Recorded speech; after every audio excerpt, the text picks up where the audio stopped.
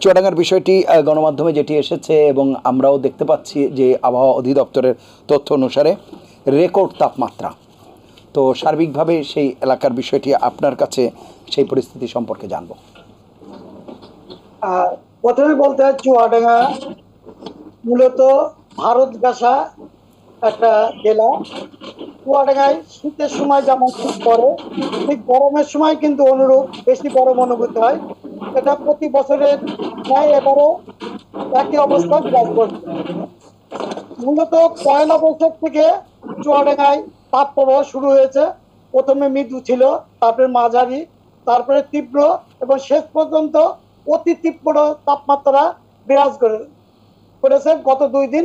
আজকে কিছুটা কম, আজকে আপনার 40 ডিগ্রি তাপমাত্রায় নেমে এসছে। গতকালও ছিল 42.2 ডিগ্রি সেলসিয়াস। তাতে যে অতিরিক্ত তাপমাত্রার কারণে চুয়াডাঙ্গার কিন্তু জনজীবন স্থবির হয়ে পড়েছে।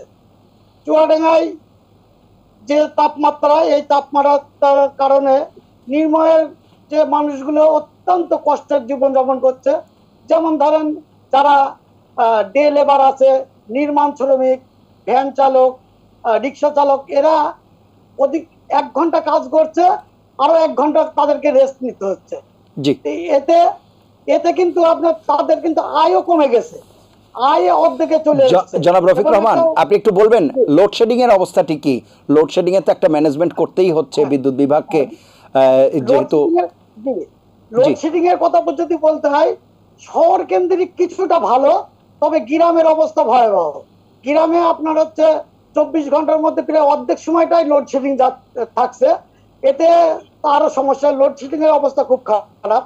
আমি যদি বলি আপনার হাসপাতালের কথা, তাহলে হাসপাতালগুলোতে আপনার যে রুগী, আমাদের চুয়াডাঙ্গা সদর হাসপাতালে ডায়রিয়ার অনলি 5টা বেড আছে।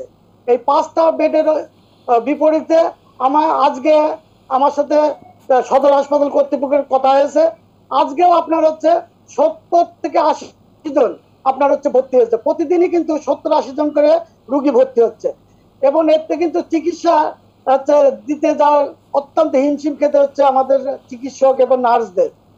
এছাড়াও আপনার আমাদের যদি চুয়াডাঙ্গার হিসাব করি, চুয়াডাঙ্গাতে অতিরিক্ত গরম পড়ার কারণ আমি কয়েকজনের আবহাওয়াবিদদের সাথে এবং যারা এই নিয়ে চর্চা করে তাদের সাথে কথা বলছি।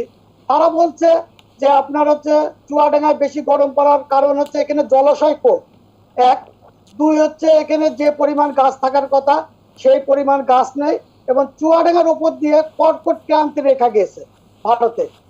এই কারণে চুয়াডাঙ্গায় গরম এবং শীত এই দুইটাই বেশি পড়ে। অসংখ্য ধন্যবাদ। আমাদের সাথে রাজশাহী প্রতিনিধি রয়েছেন জনাব সুজাউদ্দিন ছোটন, আমরা তার কাছে শুনবো যে বিষয়টি আমরা বলছি।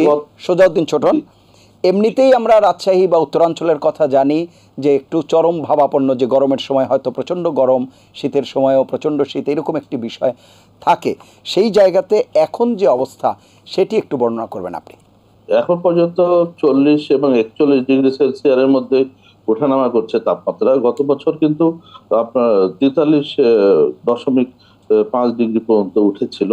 হয়তো আমার মনে হয় যে ভারত এভাবে বলতে পারে এবং এভাবে ওঠানামা করতে পারে। তো আমাদের ইতিমধ্যে কিন্তু ত্রাহি ত্রাহি অবস্থা এবং মানুষের জনজীবন কিন্তু ইতিমধ্যে চরম বিপর্যস্ত। মানুষ ঘরের বাইরে খুব কম বের হচ্ছেন, খুব জরুরি প্রয়োজন ছাড়া। আর বিশেষ করে খেটে খাওয়া মানুষ, তৃণমূল পর্যায়ের এবং কৃষিকাজ যারা করেন তাদের কিন্তু অবস্থা অনেক শোচনীয় এবং তারা ঠিক মতো তারা মনোনিবেশ করতে পারছেন না এবং মাঠ পর্যায়ে যে তাদের কৃষি কাজ এবং দিন মজুরের কাজ এগুলো করার ক্ষেত্রে অনেক সমস্যা হচ্ছে। আর হাসপাতালগুলোতেও কিন্তু রোগীর সংখ্যা বাড়ছে, বিশেষ করে শিশু রোগীর সংখ্যা এবং ডায়রিয়া, কলেরা এই জাতীয় রোগী এবং ভমিটিং টেন্ডেন্সি। আর বয়স্ক লোকদের মধ্যে কিছু স্ট্রোকের ঘটনা ঘটছে, যেটা হাসপাতাল সূত্রে জানা গেছে। তবে এই স্ট্রোকটা হিট স্ট্রোক কিনা এটা এখনো ক্লিয়ার হয়নি আমাদের কাছে। তবে ডাক্তারদের আশঙ্কা যে হিট স্ট্রোক হতে পারে এই ধরনের যদি আবহাওয়া এবং বিরূপ আবহাওয়া এবং গরম বাড়তে থাকে তাহলে হিট স্ট্রোকের পরিমাণ বেড়ে যেতে পারে। আরেকটা ব্যাপার, আরেকটা আমাদের সমস্যা হয়েছে যে আমাদের এই অঞ্চলটা তো আম উৎপাদনের জন্য বিখ্যাত, এবং রাজশাহী এবং চাঁপাইনবাবগঞ্জ জেলার মূলত কিন্তু আমের রাজধানী বলা যায়। তো এই আম উৎপাদনের ক্ষেত্রে এবার এই আবহাওয়াটা বিরূপ, কারণ হচ্ছে যে আমের গুটি কিন্তু ঝরে যাচ্ছে এই অতি তাপমাত্রার কারণে। এছাড়াও পানের বরজ, পান উৎপাদনেও কিন্তু ব্যাহত হচ্ছে, এবং পানের বরজগুলো অনেক জায়গায় পুড়ে যাচ্ছে, এবং পান গাছগুলো আপনার কালার চেঞ্জ হচ্ছে। এই কালার চেঞ্জ হওয়াটা কিন্তু পানের জন্য অনেক ক্ষতিকর। আর কৃষি ক্ষেত্রে আপনার অন্যান্য ফসলেরও কিন্তু ব্যাপক ক্ষতি হচ্ছে, এবং কৃষিবিদরা মনে করছেন যে এভাবে যদি চলতে থাকে তাহলে হয়তো আমাদের 10% ফসলের ক্ষতি হবে, বিশেষ করে সবজি এবং ধানে। জি, সুজাউদ্দিন ছোটন, আরেকটি বিষয় যেটি আমি জনাব রফিক রহমানকেও জিজ্ঞেস করছিলাম, লোডশেডিংয়ের অবস্থাটি কী? উনি বলছিলেন শহর এলাকায় মোটামুটি সহনীয়, কিন্তু গ্রামের অবস্থা খুবই খারাপ ওনার বিবেচনায় এবং ওনার পর্যবেক্ষণে। আপনার সরজমিন অবজারভেশনটা কীরকম? রাজশাহী জেলার 9টি উপজেলা, এখানে মহানগরীর বাইরেও 9টি উপজেলা। তো আমাদের মোট 96 মেগাওয়াট বিদ্যুৎ প্রয়োজন হয় প্রতিদিন। তো সেখানে আমাদের পাওয়া যাচ্ছে 70 মতো, অর্থাৎ প্রায় আপনার 34 মেগাওয়াট কম ঘাটতি সাপ্লাই হচ্ছে। তো আমাদের এখানে শহর অঞ্চলে একটু কম বিদ্যুৎ লোডশেডিং হয়, কিন্তু গ্রামগঞ্জে বেশি হয়। তো আমরা শহরের লোক কিছুটা উপকৃত হলেও গ্রামের গঞ্জের লোকের কিন্তু ভোগান্তি বেড়েছে, এবং লোডশেডিং এর পাশাপাশি গরম, এই দুটোই কিন্তু আমাদের তৃণমূল পর্যায়ে গ্রামীণ জনপদে ভোগান্তি বাড়িয়ে দিয়েছে। আচ্ছা, গ্রামে লোডশেডিং হওয়ার কারণে আপনার কাছে মনে হয় কিনা, বা আপনিও যখন গ্রামে কৃষকদের সাথে কথাবার্তা বলেছেন বা যারা জমিতে আছে তাদের সেচ ব্যবস্থা ব্যাহত হওয়ার একটা শঙ্কা তৈরি হয়েছে কিনা বা হচ্ছে কিনা? জি, সেটা তো ব্যাপকভাবে হচ্ছে। আর আমাদের কিন্তু উত্তরাঞ্চলটা, বিশেষ করে রাজশাহীর বরেন্দ্র ভূমি, এবং এইটা কিন্তু মরুকরণ প্রক্রিয়া ছিল বলেই কিন্তু বরেন্দ্র প্রকল্প চালু করা হয়েছিল। এটা হলো 82 সালের দিকে। তো এই মরুকরণ প্রক্রিয়া রোধের কারণেই কিন্তু এখানে ইরিগেশন, তারপর হলো আপনার প্ল্যান্টেশন, বৃক্ষায়ন, বনায়ন, এগুলো করতে হয়েছে। তো এগুলো করার কারণে কিন্তু আমাদের এই অঞ্চলটা মরুমায়তা থেকে অনেকটা রক্ষা পেয়েছে, এবং সেটা উপকার ভোগীর সংখ্যা বেড়েছে আমাদের এই অঞ্চলে। তো এছাড়াও আর একটা সমস্যা হচ্ছে যে পুকুর ভরাট হচ্ছে। অসংখ্য পুকুর ভরাট হওয়ার কারণে কিন্তু আমাদের একদিকে ইরিগেশন এর প্রবলেম হচ্ছে, আরেকদিকে কিন্তু আমাদের জমির পরিমাণ, অর্থাৎ আপনার আবাদি জমির পরিমাণও কমছে। তো এই পুকুর ভরাট কিন্তু আপনার প্রশাসনের ছত্রছায়ায় কিছু অসাধু চক্র এগুলো করছে, আর করছে বলে কিন্তু আমাদের এই এই যে দুর্যোগকালীন সময় পুকুরের যে উপকারিতা সেটা কিন্তু আমরা পাচ্ছি না। মোট কথা সুজাউদ্দিন ছোটন, যদি আমরা এক কথায় একটি বিষয় বলি, যে রাজশাহী শহরের কথা যদি বলি, রাজশাহী শহরে প্রায় একটু পরপরই হাঁটতে গেলেই হয়তো একটা সময় ছিল যখন পুকুর পাওয়া যেত, জলাশয় পাওয়া যেত। সেই জায়গাগুলো ধীরে ধীরে নগরায়নের ফলে কিংবা অধিক মাত্রায় আবাসন প্রকল্প, ডেভেলপার কোম্পানি আসার কারণে সেগুলো যেহেতু ভরাট হয়ে গেছে, দখল হয়ে গেছে, এবং মানুষের জীবনযাত্রা এক ধরনের পরিবর্তন এসেছে। আজকে সাময়িক সময়ে সেটির সুফল হয়তো অনেকে ভোগ করেছেন, কিন্তু আজকে এসে হয়তো দেখা যাচ্ছে তার একটা যে নেতিবাচক প্রভাব সেটি উপলব্ধি করতে পারছে। বিষয়টি কি এরকমই কিনা? জি, প্রতি সপ্তাহে অন্তত রাজশাহী মহানগরীর 78 কিলোমিটার এলাকার মধ্যে অন্তত 2টি করে পুকুর ভরাট হচ্ছে। তাহলে আপনি বুঝতে পারছেন যে মাসে অন্তত 8টি পুকুর ভরাট হচ্ছে, এবং এভাবে যদি চলতে থাকে তাহলে কিন্তু রাজশাহী মহানগরী কিন্তু একসময় পুকুর শূন্য হয়ে পড়বে। আর এই পুকুর শূন্য ওঠার কারণে কিন্তু আমাদের এখানে জলাবদ্ধতা, মহানগরীতে অতিমাত্রা বৃষ্টি হলে কিন্তু জলাবদ্ধতার সৃষ্টি হয়। পাশাপাশি কিন্তু আমাদের ধরেন কোথাও যদি আগুন লাগে, যে পুকুরের পানি, ফায়ার ব্রিগেড পুকুরের পানি সরবরাহ সুযোগটা নিবে, সেটাও কিন্তু পাচ্ছে না। পাশাপাশি আমাদের ইরিগেশন প্রবলেমও হচ্ছে চারিদিক দিয়ে। একদিক দিয়ে আমি মনে করি যে এটাতে মরুময়তা সৃষ্টি হচ্ছে। তো আমার মনে হয় যে পুকুর ভরাট যদি বন্ধ না করা যায়, এবং এটা যদি প্রশাসন এ ব্যাপারে যদি ত্বরিত ব্যবস্থা না নেন, তাহলে কিন্তু আমাদের আরো সামনে দুর্ভোগ আছে। এবং আরেকটা জিনিস, যে ইট ভাটাতেও কিন্তু এখনো বেশ কিছু ইট ভাটা এখনো আপনার গাছ গাছ ব্যবহার করেন, গাছ কেটে সেখানে ইটে ইট পোড়ানো হয়। সেই কারণেও কিন্তু আমার মনে হয় যে আমাদের এই জলবায়ুর ক্ষেত্রে অনেকটা ক্ষতিকর প্রভাব পড়ছে আর কি। আপনাদের কি কিছু যুক্ত করবার আছে কিনা, বিশেষ করে চিকিৎসা পরিস্থিতি কিংবা আরেকটি বিষয় আপনাদের দুজনের কাছেই আমার জানবার রয়েছে, এই যে উষ্ণতার যে অবস্থা বা তাপদাহের যে অবস্থা, তাতে রাজনৈতিক বা সামাজিক সংগঠনগুলো স্থানীয়ভাবে কি এগিয়ে এসেছে?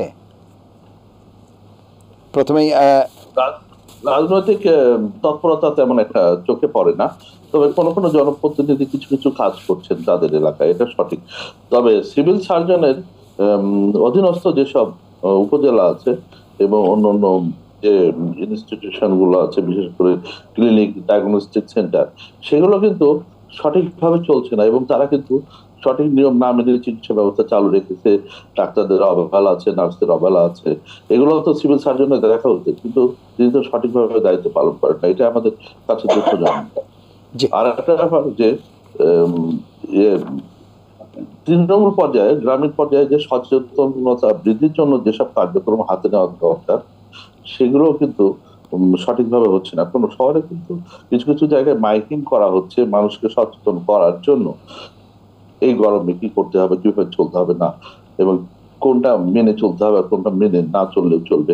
ঠিক এইভাবে যদি গ্রাম পর্যায়ে, ইউনিয়ন পর্যায়ে, ইউনিয়নের চেয়ারম্যান, উপজেলা চেয়ারম্যান, ইউনো, এনারা যদি মাঠ পর্যায়ে সঠিকভাবে কাজ করতেন, স্বাস্থ্য বিভাগের কর্মীরা মাঠে যদি সঠিকভাবে নামতেন, তাহলে কিন্তু আমার মনে হয় যে এই দুর্বিষহ অবস্থায় মানুষ অন্তত খারাপ কোনো রোগবালাই থেকে দূরে থাকতো, এটা আমার।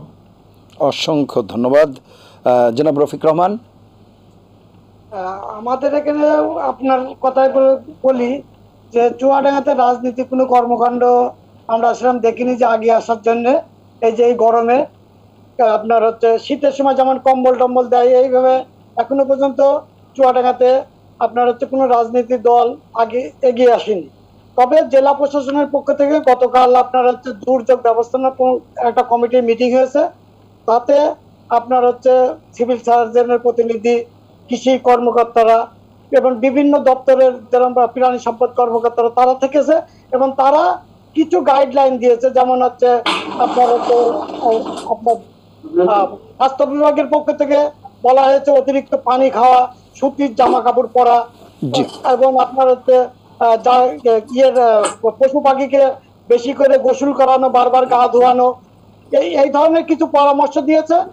এবং শহরে আজকের থেকে মাইকিং করা হচ্ছে।